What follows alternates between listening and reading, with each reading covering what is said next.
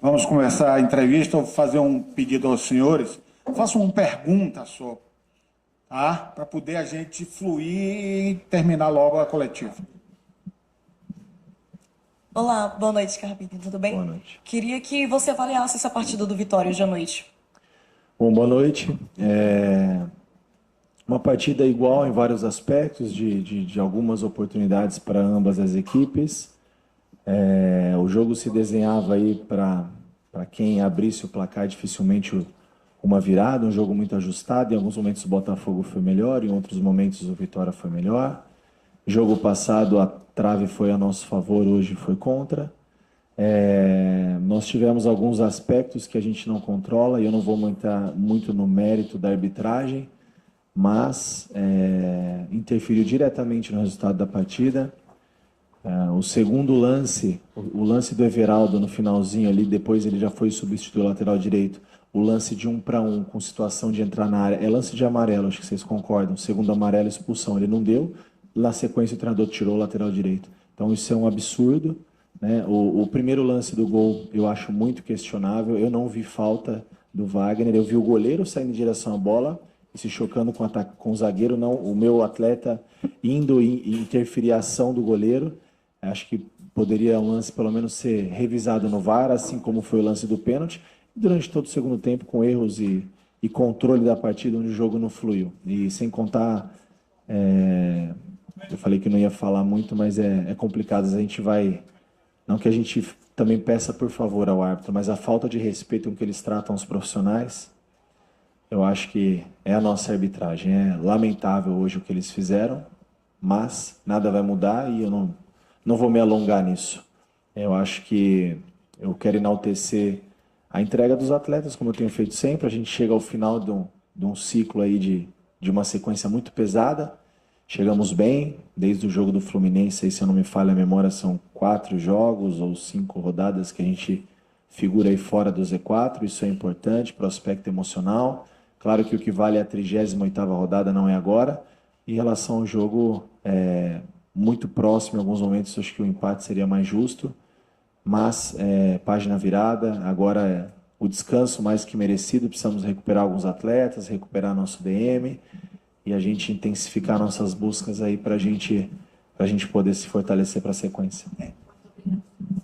Muito boa noite, Carpini, Michael Douglas do site BNews. Depois de 2 jogos, né, seguidos dentro do Barradão, vitória contra o Criciúma e o revés de hoje, o Vitória vai agora jogar contra o Fortaleza fora de casa, um jogo difícil, um adversário que também está em cima da tabela do Campeonato Brasileiro. E o campeonato é assim, né, não tem tempo para descansar, apesar que, como você pontuou agora, vai ter um tempo mais rápido para descanso. Como é que você avalia esse processo, né, agora jogando fora de casa contra novamente uma equipe que está no topo?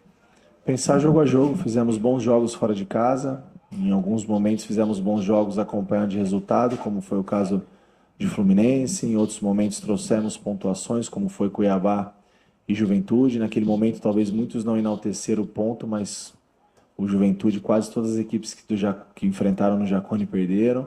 Cuiabá também é uma equipe muito forte dentro de casa, então a gente valoriza todo ponto, toda conquista, toda entrega. A gente pensa agora jogo a jogo.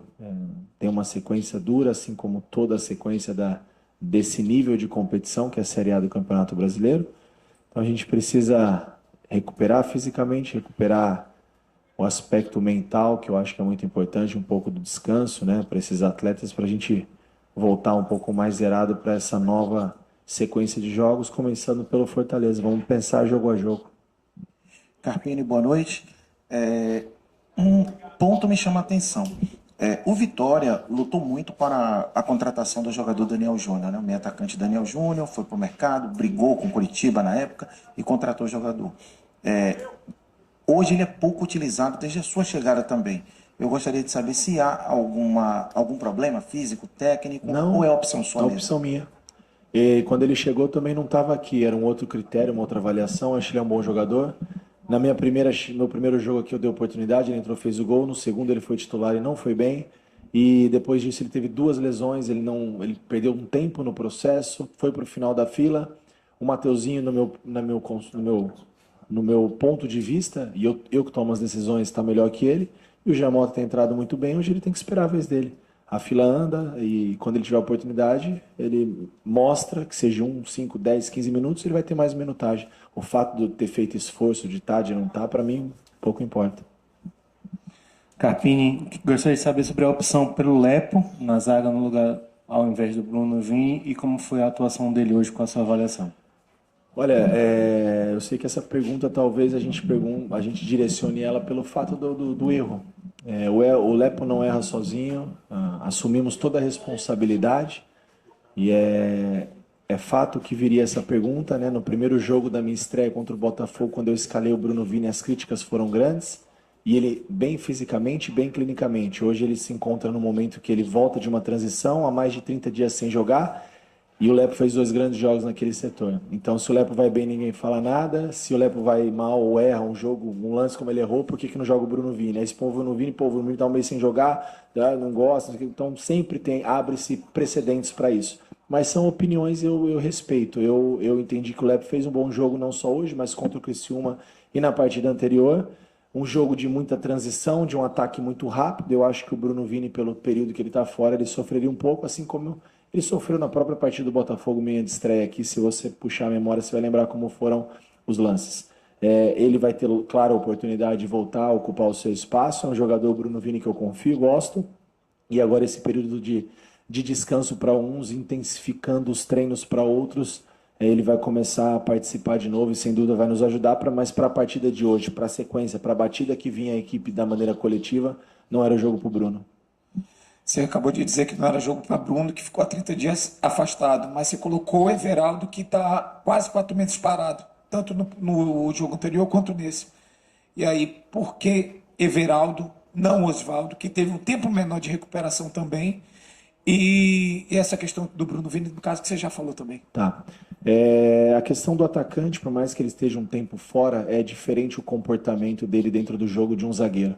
Você voltar a uma linha defensiva, onde você tem Júnior Santos, Luiz Henrique, Savarino, é diferente de você ter um Everaldo, que 1 para 1 ele pode te criar uma situação de gol em uma jogada esporádica. Ele não precisa ser um cara constante em 30 minutos que ele participe. Em um jogo ele pode definir o jogo para você. E o zagueiro, em um detalhe, a gente pode perder o jogo. Então, são pontos de vistas. Eu acho que para um atacante, um jogador de meio para frente, interfere menos o período, justamente porque eles têm capacidade de vencer a partida, e o zagueiro é uma posição, assim como o volante, como um lateral, um cara de muita constância no jogo. E justamente um adversário que tem essa constância ofensiva, essa transição tão rápida, eu entendi que era isso. O Osvaldo veio para nos ajudar.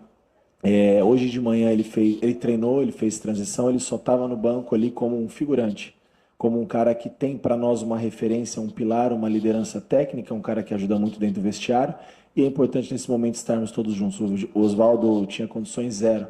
Quando eu disse a semana passada que eu fui responsável com o Everaldo e com o Bruno, é porque eles tinham um mínimo de condição, por eles já estarem entregues à parte técnica. O Everaldo ainda não. A partir de amanhã ele começa a treinar com o grupo e para as próximas partidas ele reúne condições. Para hoje, tanto é que ele treinou hoje pela manhã. Ele desceu da concentração, treinou e voltou para a concentração, se dispôs a estar junto com o grupo. Carpini, boa noite. Dudu cumpriu suspensão no último jogo, hoje não foi relacionado. Eu sei que você falou antes da partida que foi por opção técnica, mas agora eu quero saber, ele segue nos planos do Vitória? Você pretende contar com ele para os próximos jogos? Ele é atleta do Vitória, segue nos planos. Aí, se eu vou relacionar ou não, se eu vou usar ou não, é outra história. Eu já falei antes do jogo que o Dudu foi opção minha. Carpini, boa noite. Hoje você fez uma dobra ali na lateral esquerda, colocando o PK e Esteves, e eu percebi que os dois trocavam, né, meio que de posição o tempo todo. Para esses 2 próximos jogos fora de casa, Fortaleza e também Grêmio, né, 2 jogos aí fora de casa, você pensa também em fazer essa dobra na lateral esquerda? A gente precisa avaliar outras questões. Física, quem a gente tem de retorno para os próximos jogos, para a gente poder entender aí a melhor estratégia em cima de cada jogo. Pensando primeiro no Fortaleza, antes de falar do Grêmio. Nós vamos ter um tempinho para pensar um pouco, acompanhar os jogos, ver todo o material que a nossa equipe preparou já para a gente. Claro que a gente conhece já o Fortaleza, inclusive enfrentei eles na minha estreia esse ano no Brasileiro, mas é uma equipe difícil de se jogar, principalmente jogando nos seus domínios, e a gente vai pensar no melhor plano de jogo para essa partida, levando em consideração também esses aspectos clínicos, físicos e tendo talvez a possibilidade de algum retorno. Carpini, no final do jogo a gente viu que você saiu muito chateado, né? Inclusive estava conversando com o Roque Mendes e tudo mais. Estava chateado por quê? Pela arbitragem, pelo contexto do jogo, alguma coisa que aconteceu no final que a gente não viu? Eu acho que o que aconteceu todo mundo viu. O primeiro gol, não vi falta.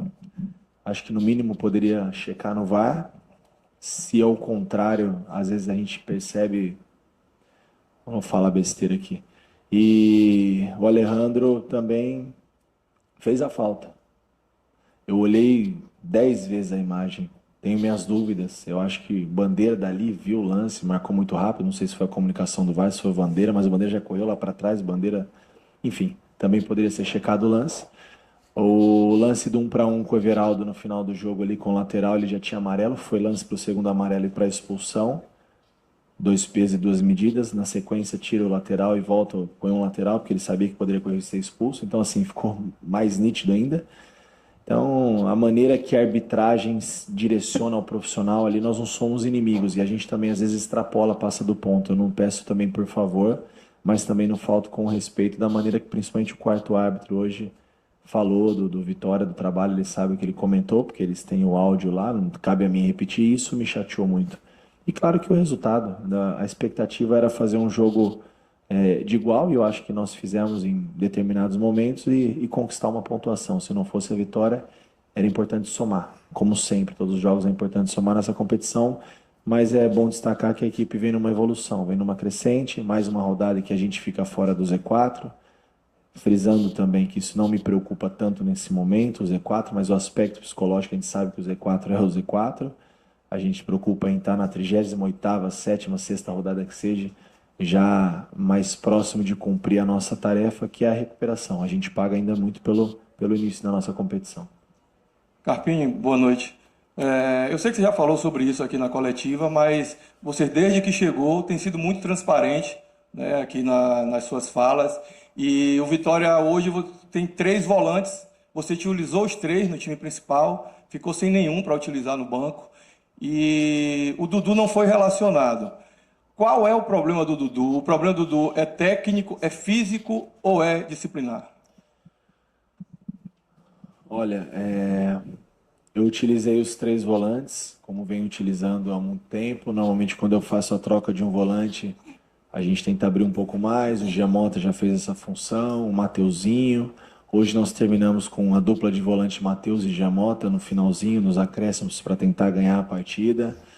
E de novo, assim, o Dudu foi uma opção minha. Os problemas internos, claro que a gente vai sempre tratar internamente.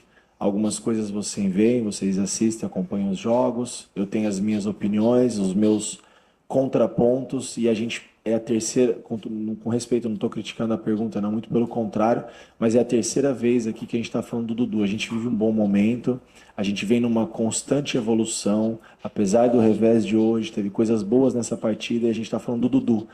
É o Vitória, depois tem a cadeia, não é o Dudu e depois o Vitória, então a gente está dando muita importância. Eu não levei o Dudu, enquanto não mudar alguns comportamentos, eu não vou levar. Ele é funcionário do clube, ele vai cumprir o seu trabalho, os seus direitos e deveres, como todos os atletas fazem. O Dudu não está acima da instituição, nem eu, nem o presidente, nem ninguém. É primeiro o Vitória. Então, enquanto eu estiver aqui, o Dudu, claro que ele vai ser sempre respeitado, mas ele também precisa entregar para nós aquilo que a gente espera dele.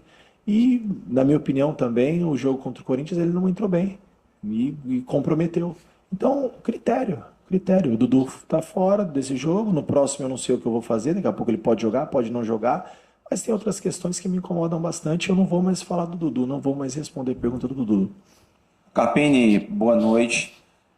Teve um momento do jogo onde o Leonaldi ele errou um passe e você se chateou ali, jogou o copo de água no chão.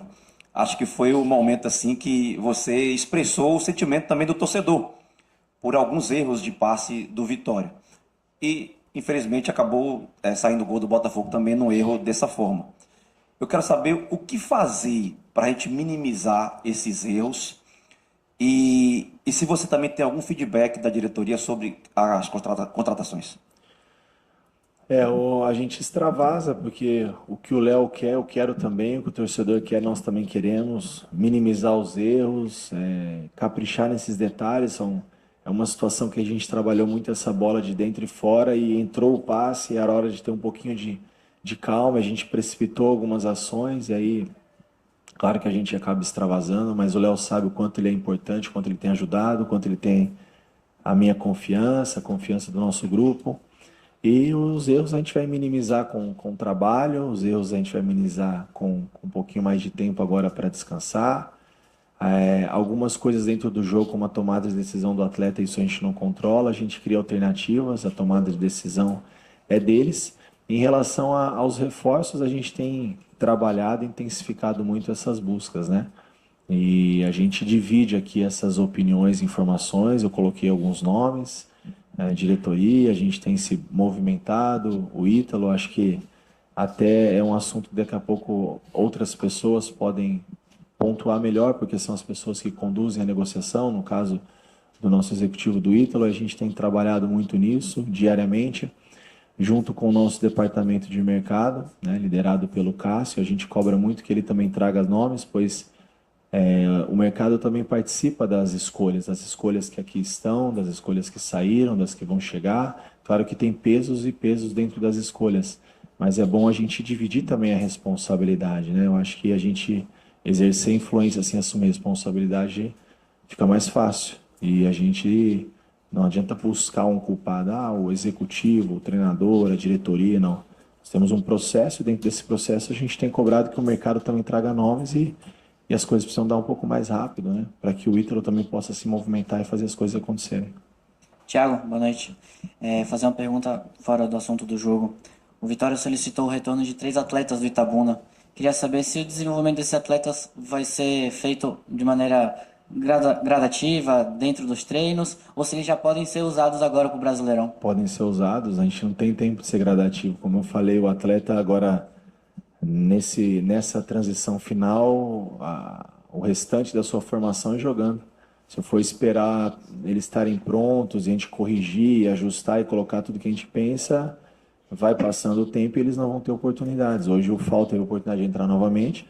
Você vê que são erros da idade e a gente tem que dar carinho, ajudar, dar informação, cobrar tudo dentro da medida, continuar ajudando o jovem e ele também se cobrando a melhorar, a ser melhor. Mas a gente vê que para um jogo de Série A como esse, às vezes em alguns lances da partida falta maturidade, falta vivência, falta jogo e só vai ter isso jogando, né? E no momento que nós estamos, a gente não se permite ter esse tempo com os garotos. Se isso é bom ou se é ruim, o tempo vai dizer, mas se eles estão aqui porque são profissionais capacitados, independente da idade, e se eu tiver oportunidade de colocá-los, entenderem que é o jogo para cada um desses atletas, que inclusive tem treinado muito bem, a gente vai colocar sim, com certeza. Vai dar informação, vai dar cuidado, vai dividir responsabilidade e vai colocar para nos ajudar. Eu acho que é assim que a gente vai formar novos talentos e o que é a cultura e a tradição desse clube. Entrevista encerrada com o técnico Thiago Carpini.